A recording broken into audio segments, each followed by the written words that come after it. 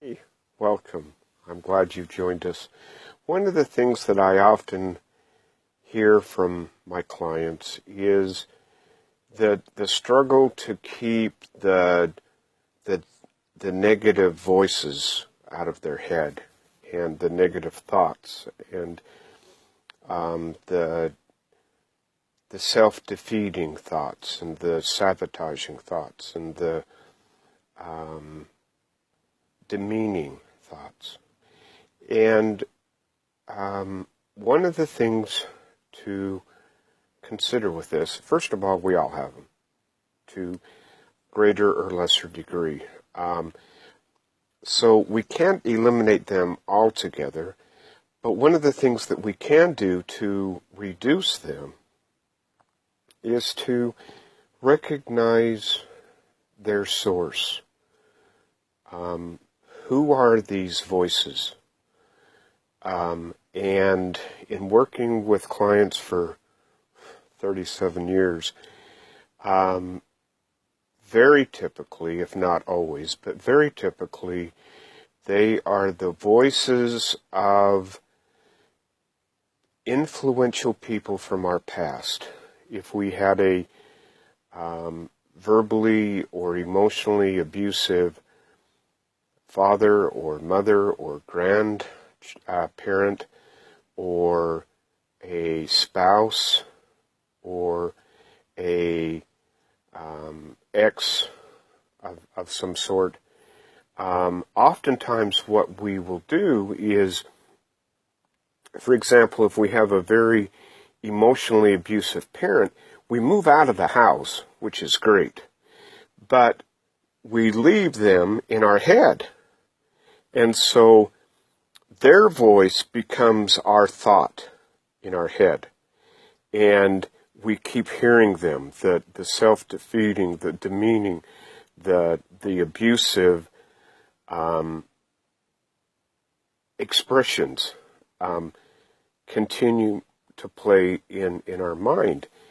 And so this is caused by several things. First of all, we've never recognized that that's who it is. Secondly, we've never challenged them. And so I want you to just imagine, you don't have to close your eyes, but I want you to imagine that you've been hired on as the CEO of a company. And you go into this company and you discover that the executive cabinet is very negative. They tell you all the time, this won't work, that won't work. They criticize you, they put you down, and they're just very abusive to you.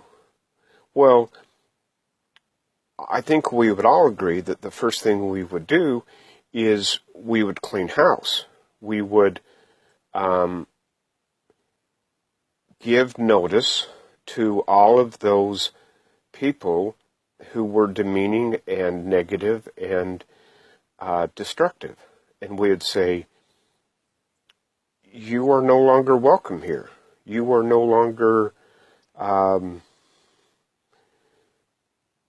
your voice is no longer desired in our cabinet, in our circle, in our meetings. And so we can utilize that in our minds. All of us have this chorus of people from our past that chime in especially when things are going difficult, when we're struggling. And so you're going along and you think, there's an opportunity for advancement. I think I'm going to apply for it. And Dad's voice comes into your mind and says, nah, you'll never do it. You're lazy, you're you're incompetent, you'll never make it. And then mom's voice comes in and says, oh, I don't think that would be a good idea, or, whatever. Whatever your voices tell you. An ex, the voice of an ex comes into your mind and says, you're worthless, you'll never do it, you're unreliable, you're whatever. When that happens, rather than allowing that voice to continue to demean you and accepting it, stop, take a breath, and then say to them, I'm sorry, your services are no longer welcome here. And in your mind, see yourself giving them their notice, written notice. Imagine that you're handing them a piece of paper that says you are hereby terminated and you need, this is important, you need to leave the premises immediately. And then visualize yourself walking them out of your mind, out of your thinking. And sometimes employees show back up and they want to argue. If they do, you call the security and have them escorted off the property. And then someone else's voice will come up. Another negative influence from your past will come up. And sometimes people will say, well, those are my thoughts. Those are coming from me. But think about it. When you look at a 1-year-old, and I'm thinking of a 1-year-old in particular, there are no negative thoughts in their mind.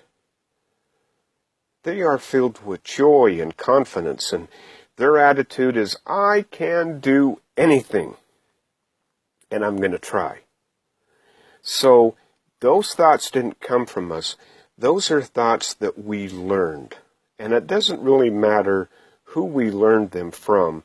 It's not that important to identify whose the voice is. What's important is that you identify the voice and then show that voice out of your thinking. And go as fully with the imagination as you can. See yourself walking them out the door, closing the door behind them, and saying to them, do not return. You are no longer welcome here. And if you will do that on a regular basis, you will slowly eliminate these negative people in your life. Another thing that also works, again, there's no one answer. Another thing that works is you can actually fire the whole cabinet. See yourself sending out a notice to all the negative people in my thought process. You are hereby evicted. And then, again, depending on your ability to visualize and imagine, see yourself with this group of security officers. See yourself escorting this large group of people, or / voices, off of the premises, closing the door, and then saying, all right, now I get to hire who I want to bring in to my influential cabinet. And that could be Marianne Williamson. It could be Wayne Dyer. It could be Hafiz. It could be Jesus Christ. It could be whoever you find to be influential, positive, uplifting, and again, visualize yourself going to them and saying, I would like to bring you onto my advisory board. Every great organization, whether for-profit or not-profit, has an advisory board.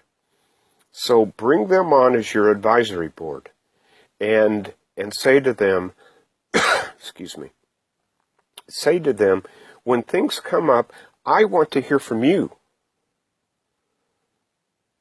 Mother Teresa, when I am filled with anger and frustration, I want to hear from you. Deepak Chopra, when I'm feeling lost and discouraged, I want to hear from you. I want to hear your counsel. And then, again, in your mind, see this circle of this round table, so to speak. And then see each one of these influential people sitting at this table, and you are at the front of the table. This is extraordinarily powerful. And if you have any questions, send me a private message or call me if you have my number. I would love to discuss it with you and help you through this. One other note, a very dear and close friend has recommended that I start doing webinars.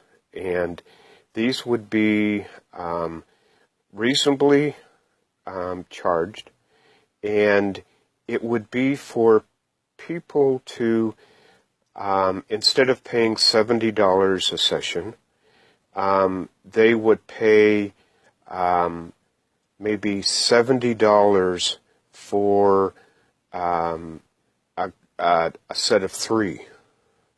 And then you would be a part of a small group of people, and we would discuss a principle, and then I would take questions from each of you and work together. And because one of the things I've learned in doing many, many groups is that what one person is finding challenging, oftentimes at least half, if not all, of the rest of the group are struggling with the same thing. And so even as I'm helping this person over here, I'm answering questions that you have over here. So if you think you'd be interested in something like that, please send me a private message, and we will look at getting that set up. I love you. I appreciate you. I am so in your corner. Know that you're not alone. Know that I hold you dear and precious in my heart. And know that that together, as a community, we are going to move forward in this exciting and dynamic time. So thank you, namaste, and have a wonderful day.